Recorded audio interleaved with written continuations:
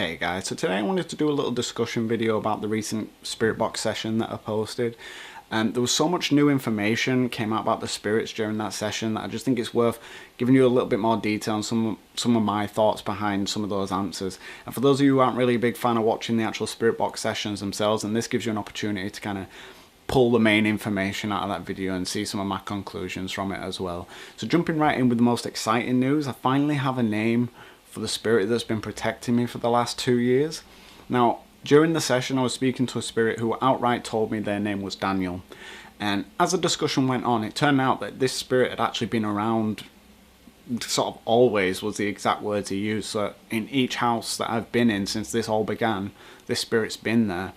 And it just sort of dawned on me to ask, well, are you the spirit that's been protecting me? Because something about it felt familiar. And the words that came out were, I help. Are you like, sort of like my guardian, my protector?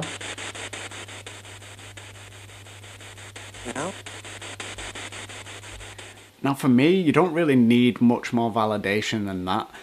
That is a direct response to my question, and it literally answered it to a T, because if this was the spirit that's been protecting me, then helping is exactly what he's done, and I'm more than happy to take that as a conclusion that Daniel is the spirit that's been protecting me.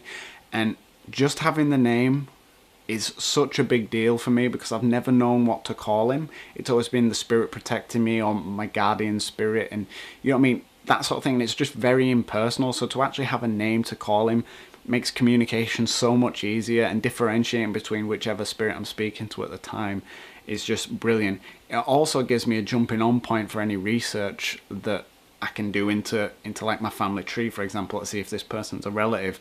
Never actually answered that question in the session despite asking it.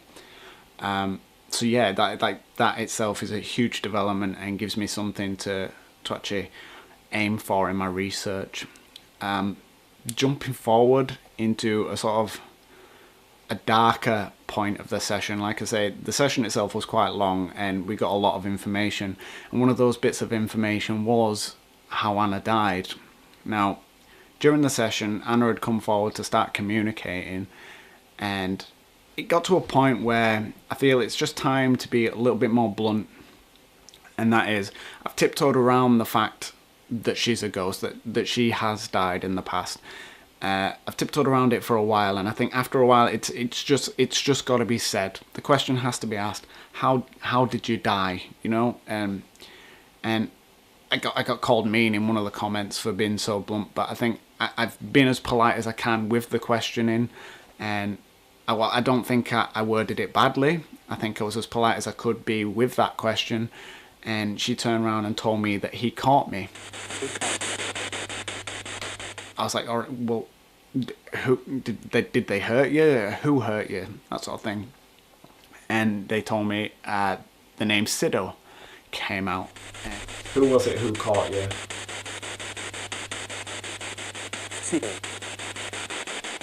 And what followed that actually sent shivers down my spine. She turned around and said, he touched me, and I just didn't expect it. How did...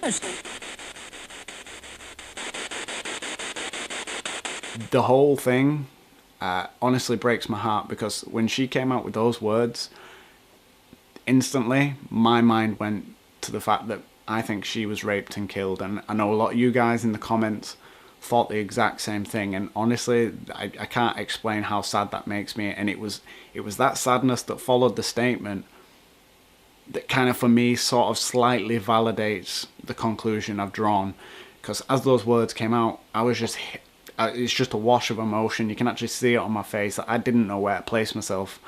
And Sido itself, I come up with two conclusions for the name Sido. One, it could be a nickname, so short for Sydney, or even a nickname for Sid. At which point, if she's using the word Sido, like a nickname for a person, then that kind of alludes to the fact that she might have actually known this person in life before this event. And if that's the case, then that just makes it even more tragic, because this is someone she knew enough to have a nickname for them that has betrayed her in like one of the worst ways that it is possible to betray someone. And you know what I mean, like that is so tragic that that makes me so sad to even think that could be possible, and that there's someone that was able to do that to somebody else. It honestly breaks my heart to think about it. The second conclusion is that the actual name Sido itself is derived from Latin, and it means killer or murderer. And a lot of you guys did the exact same thing as me when you heard the name Sido. Straight to Google, type it in, and that was the definition that came up for it. Now, I'm not saying it's a coincidence. I think I'm not a big fate believer, but that is a huge coincidence. That's what the name means. Now, it could be that if the name Sido was used to mean killer, then perhaps Sido is not the name of the spirit that did it, but maybe another spirit has chimed in with that definition, like saying a killer killed her or a murderer killed her, that sort of thing. And you know, I mean, I don't know how old these spirits are. They could just happen to speak a little bit of Latin, or perhaps it's some kind of riddle that came through. I don't really know. But I thought that was interesting, and I thought the fact that it correlated to that definition was really, really interesting. Following that statement, finding that information out, I was trying to explain that, you know what I mean, whatever's happened, and I think I do understand without saying it in as many words, because obviously that must have been hard to say. She's obviously held it back this long, so the fact that she's come this far and said it is a big step. And I know something like that must be unbelievably traumatic, you know, both physically and mentally, and being able to actually outright tell somebody what's happened isn't so easy. So I kind of tiptoed around it a little bit more and said, you know what I mean, whatever's happened, it's, you know what I mean, you don't have to stay here for them. They can't hurt you anymore. And the word sorry came through, and the way that word sorry came through, it gives me chills. Just hearing it, it honestly breaks my heart.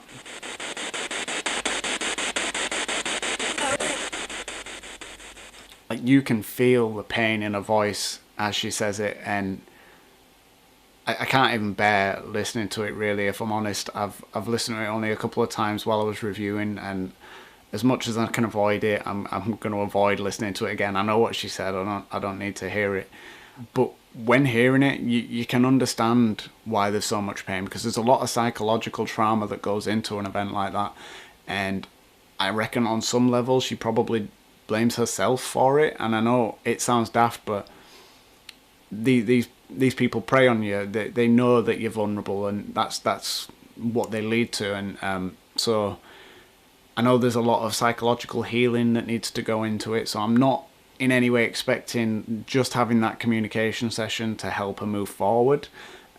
Obviously, I'm hoping that in some way, knowing that I know that information can help her to move on to whatever comes next. But I know that it's likely that there's going to need to be a follow-up session. So what I'm going to do is I'm actually going to kind of just monitor the activity in the house over the next few days, few weeks, just to see how it is. I'm not just going to jump straight into a follow-up session and start berating her with questions, because it must have been hard enough for her to come out with it at this point. So just jumping in and keep bugging her with more questions is only going to set her back and move her away. And these things take time. So I'm gonna kind of monitor the activity, and if she feels she needs to come forward and speak, I'm no doubt that she'll make her presence known to me. I will be able to sense that she's around at some point, if that's what she wants to do. So that's my plan. I'm gonna just kind of monitor it and see how it goes. So let me know what you guys think anyway. Did you come to any other conclusions that I may have missed? And, you know, just drop them down in the comments and let me know, because I do really value your opinions. Thank you all so much for watching, and as always, I'll post any and all activity as and when I get it.